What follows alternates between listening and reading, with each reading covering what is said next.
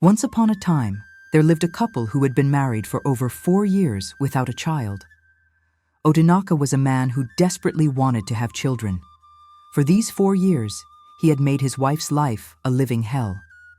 His wife, Marvi, wakes up every morning reminded of her inability to conceive a child. Her husband ridiculed her at every given opportunity, and this began to take a toll on her health. One morning, Odinaka walked in on Marvi, who was busy having breakfast, his heart filled with anger as he watched her eat. "Look at how you are devouring the offspring of another.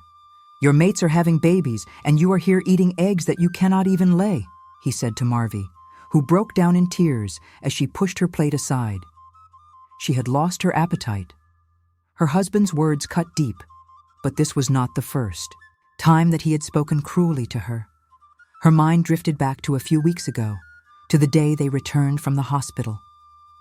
She had undergone a series of fertility tests, hoping to find out if IVF was a possible option for her.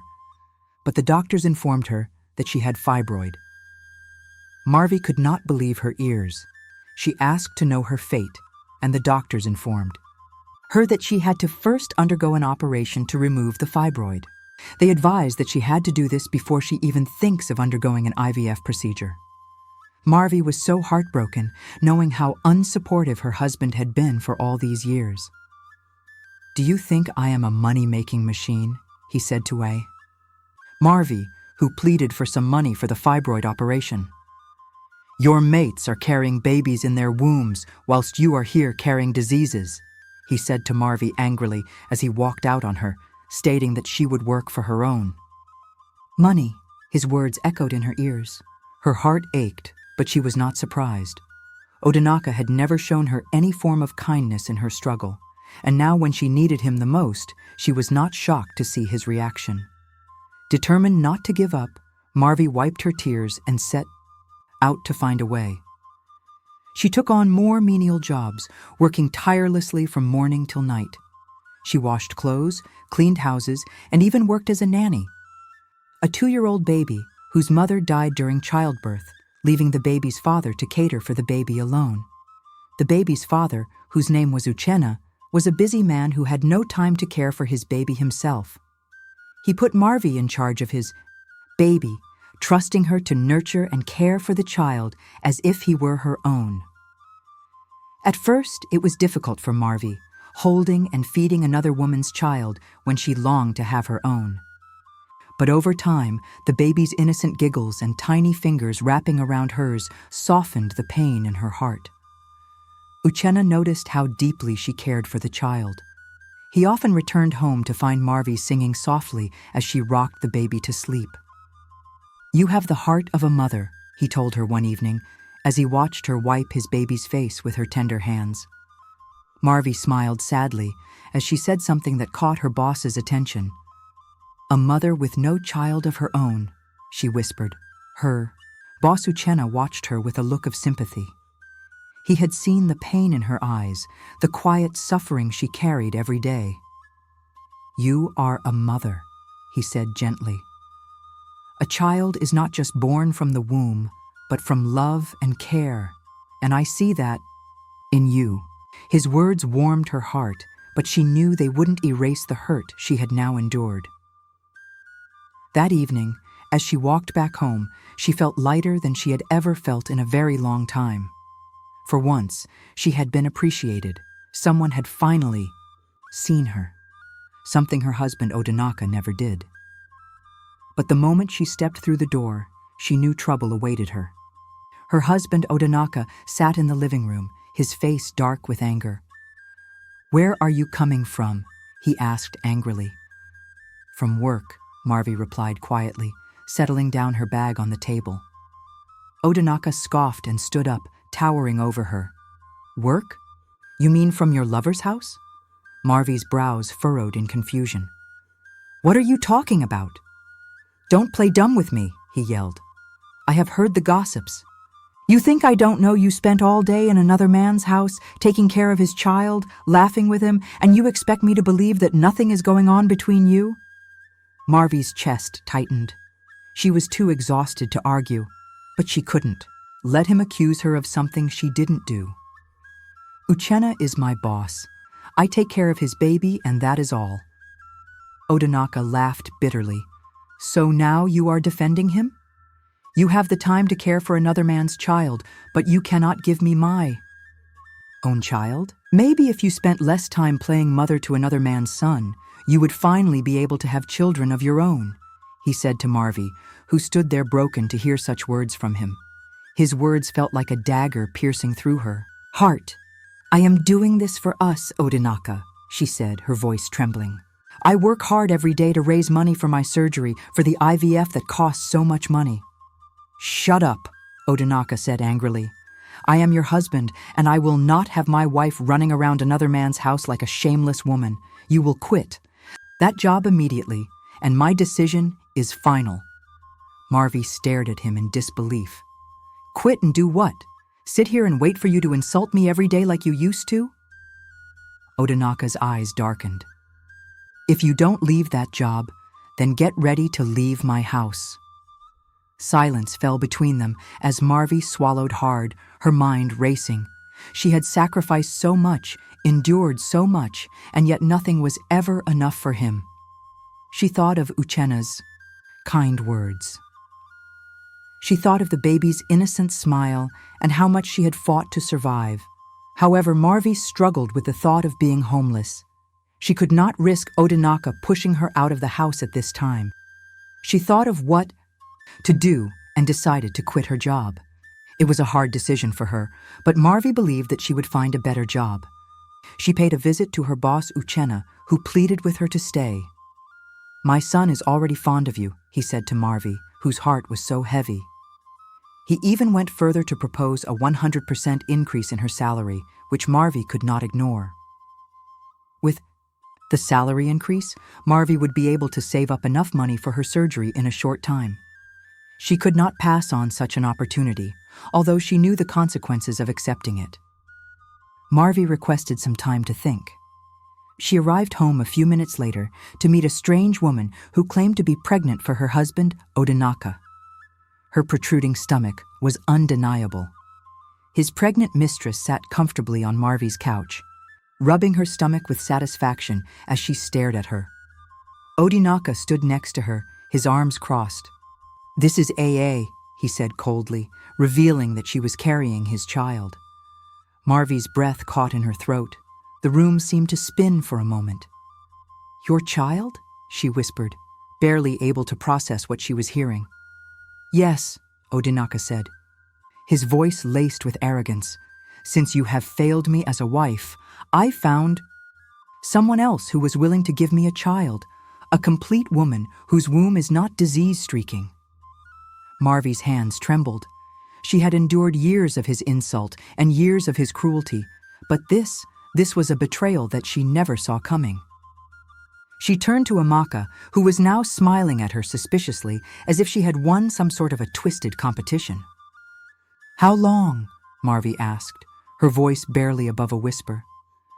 Amara chuckled and placed a hand on her belly. 5 months. So while she was walking tirelessly, struggling to raise money for the surgery to give him a child, Odinaka had already moved on. Marvi turned to her husband to see if he felt any atom of regret, but what she saw was pride. So this is why you wanted me to quit my job? She asked bitterly as tears ran down her eyes. In that moment, Marvi knew that she had to secure her job. She called up her boss in front of Odinaka, who flared up in anger to see that she decided to choose her job over him. Odinaka threw her out of his house as his pregnant mistress sat there and watched. Marvi had nowhere else to go. She arrived at Uchenna's house with her suitcase and explained the entire situation to him, and her boss offered her a room in his house, assuring her that she was safe in his home. For the first time in years, Marvi felt a sense of relief. She had spent so long living in fear and humiliation, bending over backward to please a man who never valued her. But now, standing in Uchenna's home, she realized that she deserved more. Uchenna could see how broken she was, and despite being her boss, he felt her pain. He encouraged her to go ahead with the fibroid surgery, promising to be by her side all the way. He even offered to lend her the money if she so needed. Marvi refused. She had walked too far to let someone else carry her burden. With her increased salary, she knew that she would be able to afford her surgery in a few months. So she walked diligently, caring for the child whom she had grown to love and cherish. One afternoon, as she was preparing lunch in the kitchen, she received the call that her husband Odinaka had gone to her family home to request the bride price that he had paid to her father. Marvi stood frozen, her hand gripping the phone tightly. She had imagined this moment countless times, the day Odinaka would finally discard her completely, the day he would officially sever the last tie that bound them. But she never thought it would come this soon or in this manner. Her mother's voice on the other end of the phone was filled with suppressed anger. "He came here with that woman," she spat. "That shameless thing standing by his side with her swollen belly, acting like she's done something great. He tossed your bride price on the table and acted like you were some commodity he was trying to return. Not anymore." Marvi had already given Odinaka too many of her tears. "I understand, Mama," she said, her voice steady. "Let him go." Her mother hesitated. "Marvi, you have a right to fight this. You are his wife." "I was his wife," Marvi corrected. "He made his choice, and I've made mine." After ending the call, Marvi leaned against the counter, exhaling deeply. She was free, truly free. No more insults, no more humiliation, no more living under a roof where she was nothing but a punching bag. Months passed, and the day of the operation finally came. Uchenna accompanied Marvi to the hospital. He held her hand as the doctors wheeled her into surgery. Everything was going smoothly in the theater until the doctors realized that she was 9 months pregnant. The whole place erupted.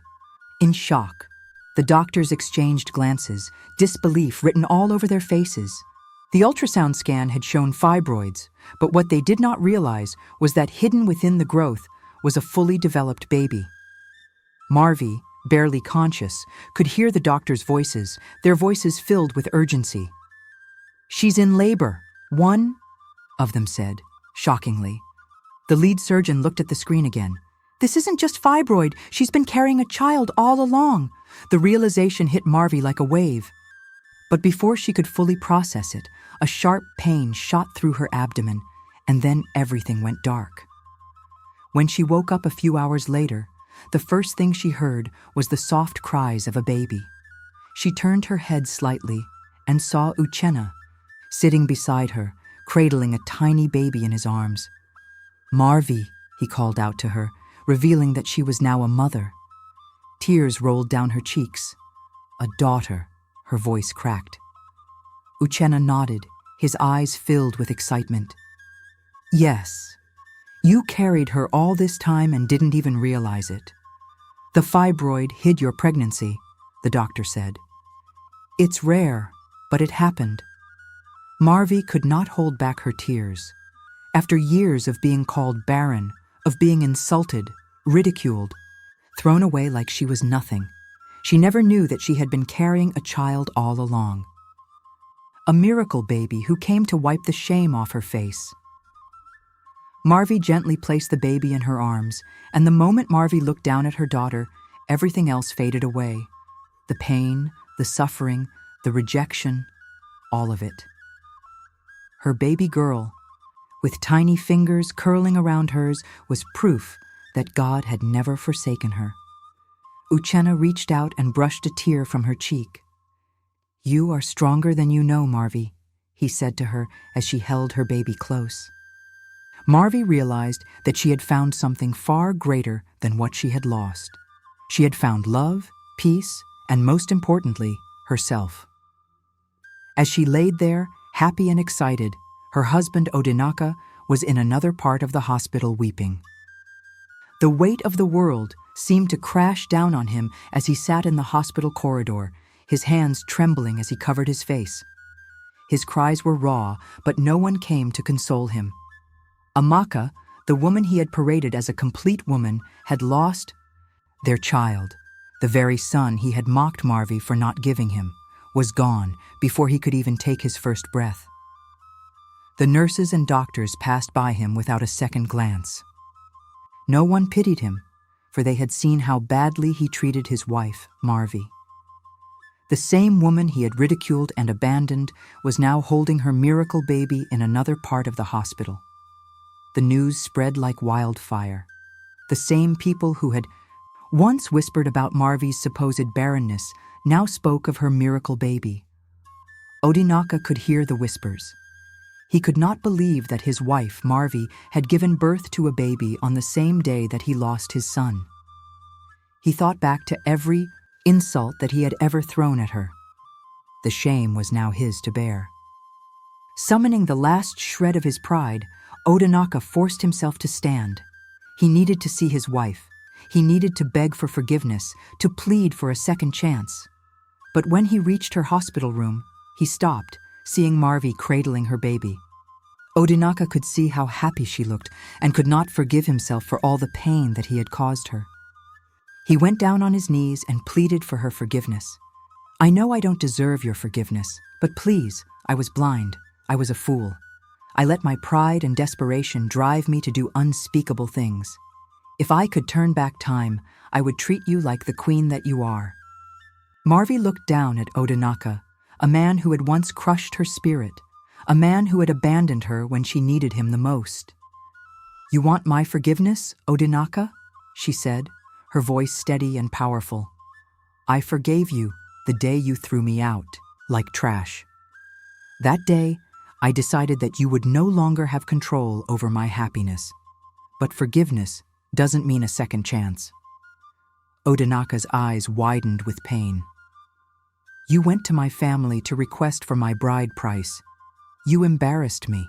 In front of everyone that I hold dear," she said, her voice shaking with pain. "The moment you did that, Odinaka, our marriage ended." Odinaka's shoulders slumped, his face twisted in agony as Marvi's words sank in. He could see clearly that Marvi had moved on.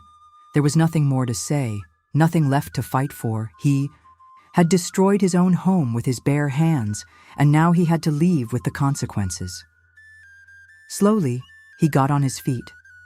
He cast one last look at the baby as he walked away. Marvi watched as he disappeared down the hospital corridor, his shoulders slumped in defeat, but she felt nothing for him. Not anger, not satisfaction, just peace. She looked up at her boss, Uchenna, who smiled gently at her and asked if she was okay. Marvi nodded in agreement, and for the first time in years, she truly meant it. That was how Marvi continued to work for Uchenna, looking after her daughter and his son. As time went on, Marvi developed feelings for Uchenna, and he too had fallen deeply in love with her and accepted to be with her. For the first time in her life, she was loved the way she had always dreamed. Uchenna was patient, kind, and gentle with her. He didn't rush her, didn't demand anything from her, and was always there supporting her, encouraging her, making her feel valued. At first, Marvi hesitated. She had just come out of a painful and toxic marriage. The scars of Odinaka's cruelty were still fresh. But Uchenna was different. He never raised his voice at her, never made her feel less than a woman, never made her question her worth. Over time, she allowed herself to love again.